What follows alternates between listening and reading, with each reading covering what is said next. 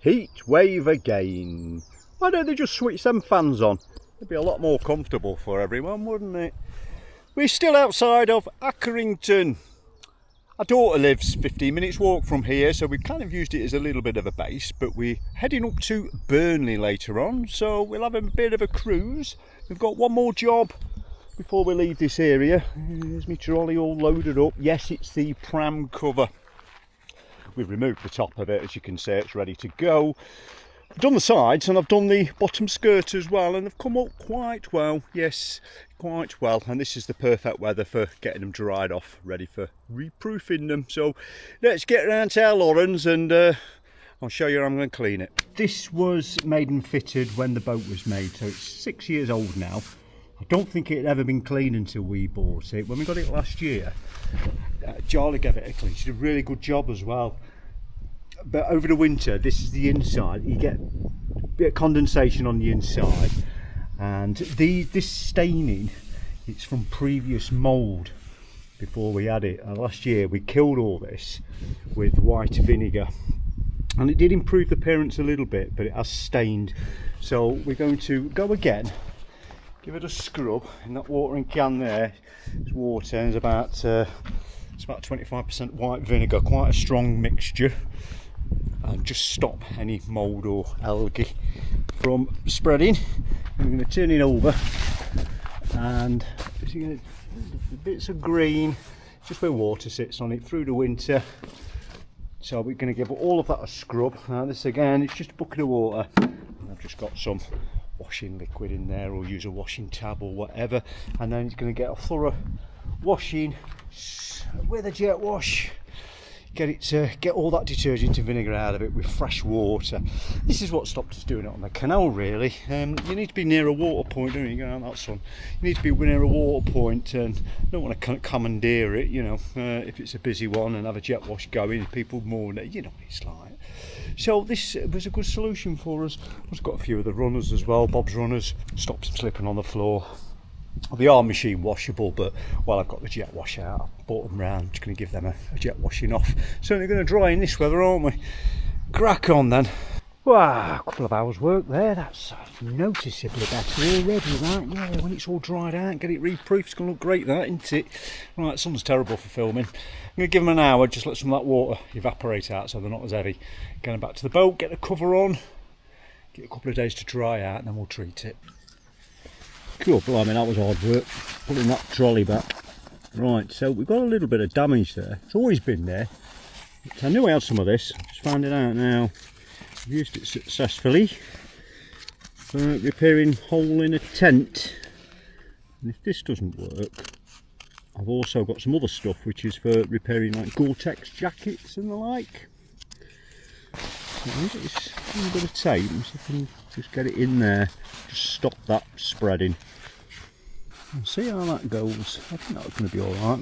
There's a pole that sits there anyway, so that will reinforce it a little bit. Local cuisine time. This is called a John Bull, and they are sold in most chip shops in Accrington and Blackburn, and it was created during the Second World War because fish was very, very expensive and most people couldn't afford to buy fish, so this was created as a cheap alternative, tasty and wholesome. It's like a savoury seasoned minced lean steak filling, 2 slices of potatoes like a sandwich, and then deep fried in a golden batter, and they are absolutely delicious. Hang on.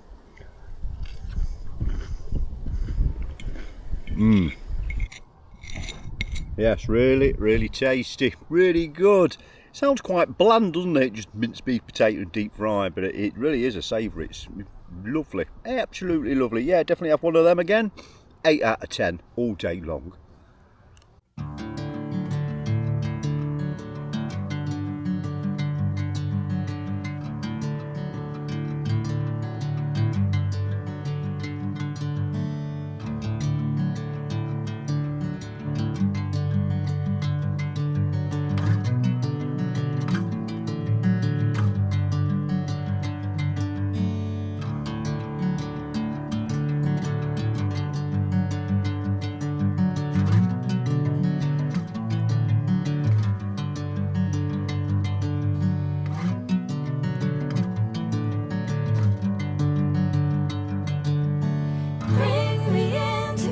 golden sunlight.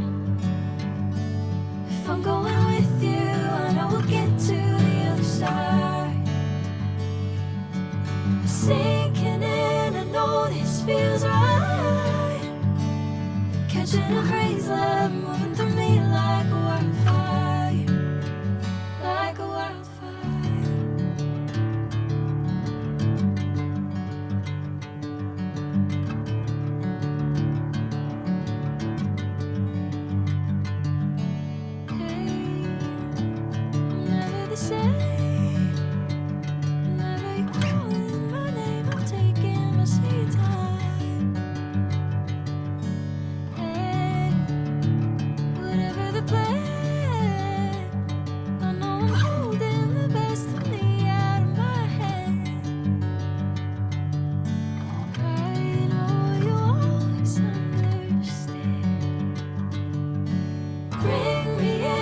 Golden sunlight. If I'm going with you, I know we'll get to the other side. Sinking in, I know this feels right. Catching a crazy love, moving through me like a wildfire, like a wildfire.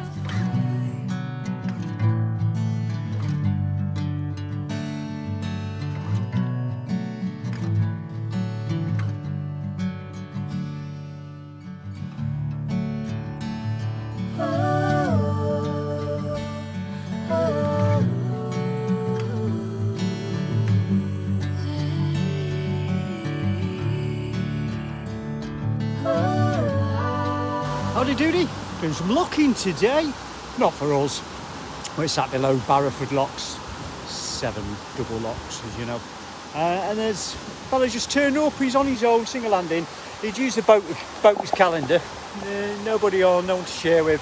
I'm doing nothing, need to get my steps in, didn't I? I've just been sat in the sun for days. So I'm going to bring James up through the 7, take me about an hour, get back down to the boat and show you where we've moored. Oh no, it's the M65. So I got to this bit the other day, just down there was a deer, just stumbled on it. Of course typically there isn't one today, a squirrel up there I can see, but yeah, he was just down there near the river. He saw me and he was gone. But we've had a few crashes and bangs in the night in these woods. Deer, yeah, wonderful. I suppose they've got the perfect cover, it's fairly quiet and they've got the fresh water from the river, it's ideal for them. And we emerge from the woods right back at the canal. Mr. Bob went ahead because he knew what was waiting for him. Yeah, this is his little paddling spot. He finds it quite easy to get in and out due to this duck ramp. Don't you drink it, telling you. A little spillway as well, just puts the excess water away. And there's the boat. So yeah, offside mooring. Yeah, very unusual. It's the first time that we've ever had one. I know that they are dotted around the network. Well, and we're all on our own as well. You could probably fit 10, 15 boats on here. It's deserted. What a place. It's nice just to have a break from the towpath. We love speaking to people, answering all the questions, just chatting away as you do. All the dogs come and visit us, and yeah, Bob has an interaction with the dogs, and it's lovely, and that is part of our daily lives. But we feel like for the last few days since we've been here, we've just had a break from it, and it's nice just to have that break. You can relax a little bit of privacy, and sit outside the boat in the morning with my pants on, having a cup of coffee. You know, it's lovely. And I've not had Robbie Cummins mentioned to me by a towpath walker since we've been here. It's normally several times a day. You know what it's like. You have it yourself, I bet, don't you? Right, I think it's time for some breakfast for me, and decide what we're going to be doing today. We're not really doing much work on the boat. The boat's too hot anyway on the outside. You couldn't do any work on it. But I've got that painting to sort on the other side. So next week, when we've moved up above the locks, the towpath is on that side, so I'll crack on there. But I'm just tidying up the inside at the moment. There's nothing to show you. You've seen bloody emulsion being done, haven't you? But yeah, we've got a load of paint left over from when we did it, and it's really good quality paint, and it'll go off it if you leave it too long. So I'm going to get it used up, and we're giving everywhere just a second coat, just to freshen it up, cover up all the knocks and the smudges and the dirt. And yeah, you know, you've got a boat and you've got a big muddy dog on it through the winter, and you've got the ash and the dust and everything from the fire. It gets filthy in no time. So I'm giving it all a freshen up before we start on the other side. But yeah, we've got the polishing to do, haven't we? Get out of that sun, you idiot. Tarpaulin, yeah, this comes over here and just hooks on with these fender hooks and a bit of a magnet there. During the heat of the day, we've got the sun right above, and it gets a lovely bit of shade. Bob lights lying underneath there. That's all that is. And this is where I sit, and it's where I've been sat since we got here. It's just so nice most of the time. Can't be bothered to do anything. I'm sitting here. I'll go on side, do 15 minutes work, make a little bit of masking up, a little bit of painting, and just come back out and chill for another hour. It's mental. The offside trap, yeah, we're at the offside mooring, and it is like a trap. Really don't want to leave because it's lovely. You've had it. You've had 2 lots today. Go on, ask John. Go and tap on the window. Go on. We're making chips. Look at this. It'll be the first time ever since we've been on the boat we have homemade fresh cut chips. We wouldn't dream of heating a pan of oil inside the boat, and oven chips, they just don't do it for me. I like to have redundancy with everything. I've always advocated for that, and 2 methods of heating the water, 2 methods of charging, you know what I mean? So, and the same with cooking. This is our emergency cooker. Now this thing, I've had this for years. It will burn anything that is volatile, petrol, diesel, panel wipe, Napier, jet fuel, anything, paraffin. The design so that wherever you are in the world, you can get fuel, you can get something. I've dug it out. I thought, right, we'll give it a try. The fuel that's in there, it's been in there for about 3 years. I've not used it since then. I wouldn't dream of doing this inside the boat. Obviously, you're burning the liquid fuel, so you're going to get carbon monoxide. And this time of year as well, if you're going to do this kind of thing outside, you need a big board to put it on, because you're going to make a right mess of the grass, aren't you? It's going to scorch it black. It'll look awful. But being as we have got this spillway right next to us, we're on concrete here. So I'm just heating my oil now. I've got a couple of chips. It's supposed to be when they're floating. When they're floating, they're ready. Oh, it's not far off, is it, that? They take quite a bit of patience to cook on, because it tends to be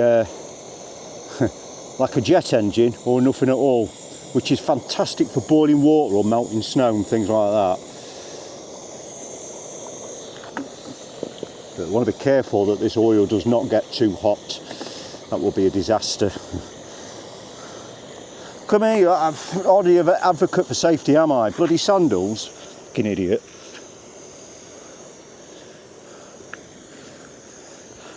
Got bloody idiot tan as well, look at this.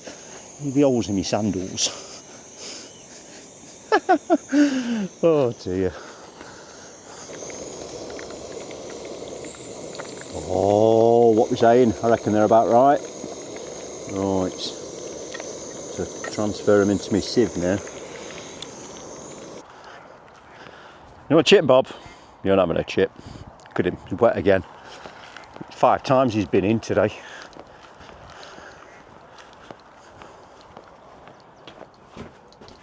We have chips. I'm just putting the eggs in. Oh, are you?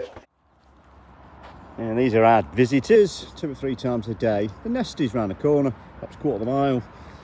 About 10 o'clock last night, didn't have kick-off, because these fellas have turned up in the pound yesterday. Little tufted duck, she's got 6 chicks. And the male swan was down here, and it was trying to separate the mother from the babies. Oh, noise, splashing, feathers everywhere. It was nipping her, it was trying to drown her, and it got her separated and kind of chased her off around the corner and left the babies here. The babies were all hiding round the bow of the boat, and 10 minutes later she got away from the male and she come back quacking and squawking, and all the babies came out and was reunited. But I think perhaps she's come down from the pound above, maybe in the boat, or perhaps in through the biowash when it's dry. I don't know, but at least they're back together. Pretty brutal, isn't it, nature sometimes? I'm just popping my lights down so I can paint around them. But while I'm here, I'm going to improve the connections of them. We've seen a lot of these throughout the boat, these screw block type terminals, water pumps and various things. They've all been replaced now with Wago type connections, which are they're much better. They really are. The problem comes when you're trying to do something with like this. You've got two fairly decent cables there, and they're squeezing into one, and that's going to clamp down. It'll be a tight fit on there. That's great. But then the light side of it, I'll show you on this one. Actually, I've unscrewed this one. You can see how thin that is. The bare wire there, and that's got to go inside the block, and the screw can miss it. Go to the side of it. You're going to get high resistance, all sorts. I've been replacing, well, I've not been replacing, I've been improving them since the bedroom. We've been painted in the bedroom, the bathroom, and in here. And as I go through, I'm just going to finish them off. But I'll show you how I'm going to do it. There's the light fittings out, and looking at them, no surprise that the screw blocks, they're not worked properly. Let me get really close in with my phone, and I'll show it you. And you can see, look, the screws just clamp down on top of the insulation. It's broke the insulation enough just to make a connection, but that is really poor, isn't it? Really poor. The trouble is, there's no way of being able to tell if you've got a good connection or not in those type of connections. And you'll do a continuity, it will show continuity, but it might well have really high resistance. Bought this set, it was quite cheap from the Amazon, yeah, mass produced in China, pennies, these things. I think the whole kit cost me about 15 quid, something like that, the tool. And we've used a lot of these when we fitted the inverter and other things, because there are screw type block connectors underneath that as well. But it's designed to just sleeve over these bare copper wires, and it gives a much better and positive connection inside those screw terminals. Make sure you get it all in. There we go. And then the tool just comes and that's it. And he just puts like little dimples on it just to hold it on there, and that is much better connection. So we're going to replace all of these light tails with these crimpy things. I've got them, I might as well use them, haven't I? Yeah, really. Yeah. Self-adjusting the tool is, it doesn't matter which size that you use, it works just the same. There's the black tracer, which goes to the negative. They're the same colours, these wires, but one of them has got a black line through it. It's called a tracer, and that indicates the negative. So let's switch the light on.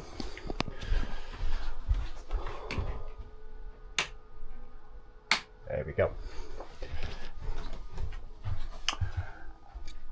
Yeah, that looks much better, doesn't it? Much tidier, nice and tight in there now. There'll be no problems in the future from them. Not that I had them anyway, but it is just inviting it. Spring onion again today. Had a bit of an haircut yesterday, didn't I? Right, you stay away from them swans tonight, lady. And keep your babies safe. I just can't sit still, mate. I've had the boxes off today. I've just been repainting them, you know, the boxing in over the cables and the pipes and stuff. I just got to be doing something. I'm doing something now. Engine checks. Yes, we're moving tomorrow up the lock flight and see what awaits. So thanks for all your support, as always. Thanks for your likes. Thanks for subscribing. It does help the channel. Do you subscribe? Oh God, no. No? I like that Robbie Cummins though off the telly. See you next time.